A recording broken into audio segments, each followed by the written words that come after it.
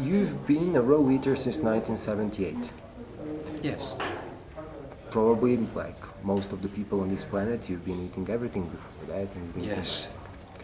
What made you do the switch? What made you think about the way you eat, about the nurturing process? I started thinking about the way I eat because I was doing sport as a child, as a teenager, and having a hard time controlling my weight. I was doing sports where weight mattered. And so I started making little changes. My parents made changes in their diet in order to lose weight. And so I was open to the idea. My uncle died and we stopped eating salt. The price of meat rose spectacularly when I was a child. And one day we just said, let's not eat meat for a while and see what happens. Is it necessary? So making dietary change to me wasn't unknown because I grew up in a family that made dietary changes. And so gradually, all the way through high school, all the way through college, and for another 5 or 6 years, I eventually went from vegetarian to vegan to raw, and then within raw spent a few more years before understanding that if I eat too much fat raw, it's just as much a problem as if I eat too much fat cooked. And so I came up with 80-10-10 in a raw version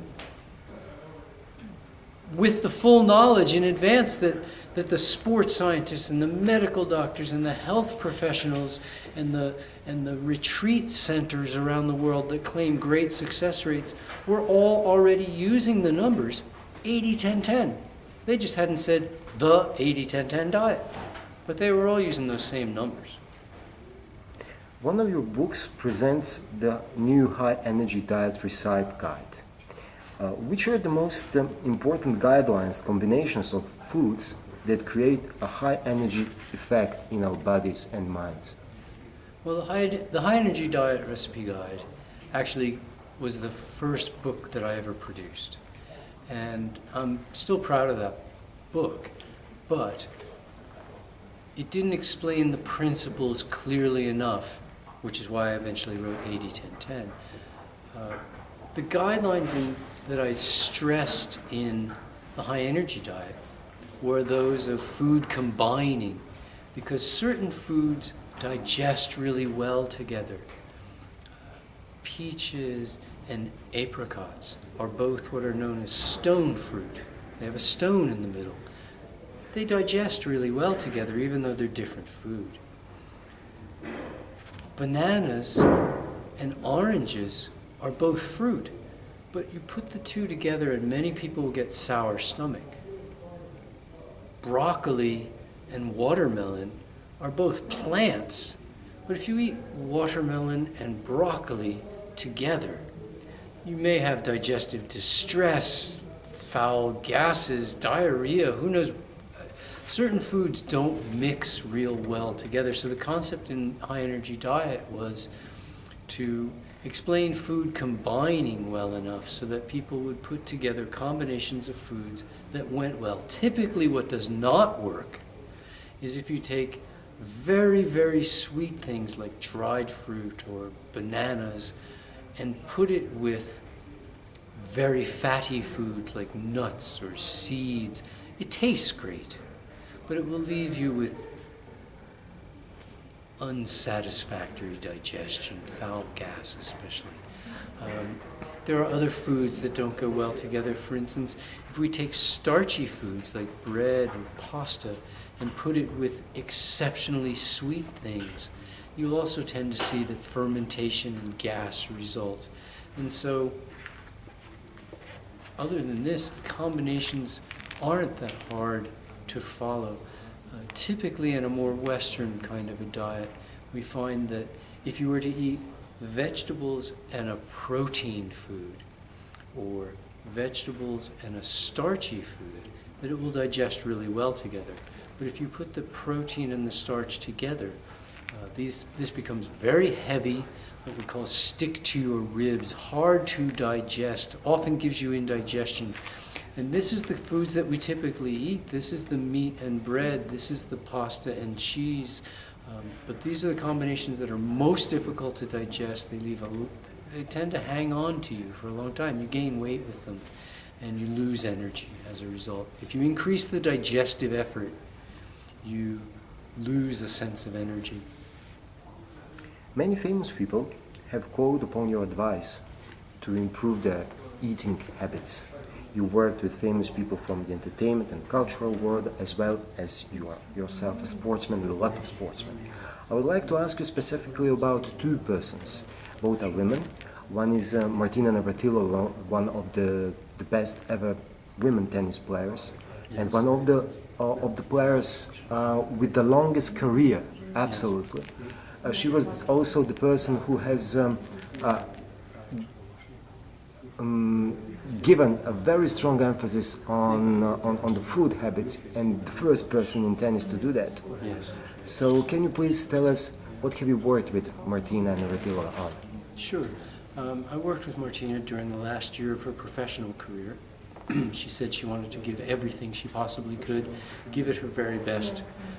She turned what was the last few years had been less than satisfactory for her as far as performance, and she turned that around dramatically during her last year's performance. She had some stellar moments during that last year, and basically I worked with her on diet. Was it the 80-10-10? She did absolutely 80-10-10. She did it really well. She eventually said that in her world, that eating what she wanted and expanding her diet to include other things was more important to her even than the high level of health that she was experiencing with 80-10-10. That it seemed like a lot of work for her, and she hadn't quite learned how to do it. I did a lot of it for her. Was it a fruit-based 80-10-10? Oh yes, very much a fruit-based 80. This was a raw food 80-10-10. This is exactly what she did, and she had a great year with it. She's the wonderful lady, but the strong will that has brought her so much success has also sometimes brought her in other directions as well. And we just have to live with this. But when she did the program, she did it fully and wholeheartedly, and experienced great results with it. Yeah, she had great longevity and very good results. Well, the thing that happened was that then for a decade after this, she continued to play doubles. Absolutely. And for now, it's been another decade. I saw her at this year's Wimbledon, and she just still looks fantastic as she's approaching 60. Yeah. And she's doing just still brilliantly well. And I know she still eats a tremendous amount of fruits and vegetables, but she hasn't stuck specifically to the 80-10-10 concept. Another person that you've worked with and that is known for her great looks is Demi Moore. Yes. She looks dramatically younger than what she really is. Yes. And most of the women admire her for that. What have you worked with Demi Moore on? Demi came to me with some specific health problems, which I won't discuss, but we solved those completely and satisfactorily, and very happy outcome with that. She was so impressed with that she asked me if I would help her overcome her current diet, as it were, and revive or recreate a new dietary program for her. She's again a very strong-willed individual. She's powerfully motivated. She pursues things to a very high degree. I mean, this is part of her excellency. And again, I worked with her for a reasonably short period of time. Most of the athletes that I work with and performers, I tend to work with for a reasonably short period of time because I'm not really trying to make them dependent upon me, but instead to learn the principles of the program, and then they can just do it as they see fit. I know that I worked with Demi as she was training for a movie called G.I. Jane, for which she put in she built her physique at a very high level. It responded quickly. She followed the program dramatically, 80-10-10, raw, vegan. And You know, she's she again is her own person. She wants to take life on her terms if she possibly can. When I was done, we were done, and that was that. So I can't tell you today what she does, other than I know that she still does eat a tremendous amount of fruits and vegetables. But what she does exactly is her trade secret at this point. Your lifestyle includes great diet, great food, a lot of fruits, and also a lot of good sports. Yes. Could you share some of your daily routines, daily habits, good daily habits, morning, Sure. midday with us? When I was a teenager, I hurt my back rather severely, and since I was in my late teens, I've had back problems. They eventually all but crippled me, and I spent several years on a couch, barely able to function most of the time on the couch. A friend of mine his father hurt his back, and I went over to my friend's house one day, and his father had got over the back problem. It was history. It was over for like a year, and I happened to see him doing exercises. And I asked him about the exercise. He said, "Well, these are the exercises my doctor gave me for my back." And I said, "But I thought your back problem was over a long time ago." He goes, "Oh, yes, it is. I never want to have it again." And that something clicked, you know, and I started doing in 1989, I started doing abdominal exercises every morning before I get out of bed. Just what they call like a little crunch, you know, just tighten the abdomen. And I do some of those every morning before I get out of bed to this day, because I never want to have a back problem again. Not because I have one, my back's great, but I don't want to have a problem. So I keep my abdominal muscles strong, and I find that's helped me a lot. For many years, I used to get up and I'd take a run first thing in the morning. I'd just get up and run 2 miles, 3 miles, 5 miles, 10K, just whatever. I've run some marathons, a few ultras even, but I eventually sort of moved away from running, and then I got a dog, and now I'm back to running every morning because I take the dog for a run. So I take the dog for a run, and we have some fun, and we just go as far as we go, and I'm just having fun doing it because I want to be able to run. I don't compete. I just like to be able to run. About 3 years ago, I started getting interested in strength training as well. This is something I've never done my entire life. And I said, you know what, it'd be really nice to incorporate a bit of strength training, find out what it is. It's something I've never done. So I started to pursue that and found that I rather enjoyed it. And so I've continued with strength training, and at least a few times a week, 2, 3, sometimes more, I will do an hour or so of strength training.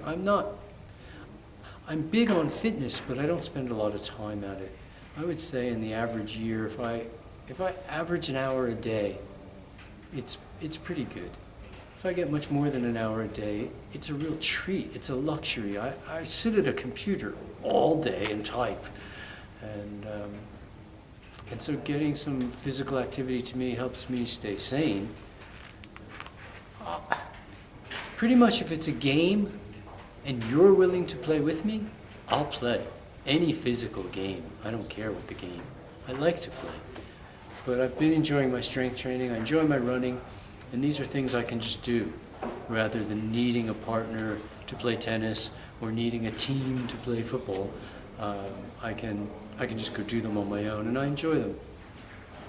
Thank you very much.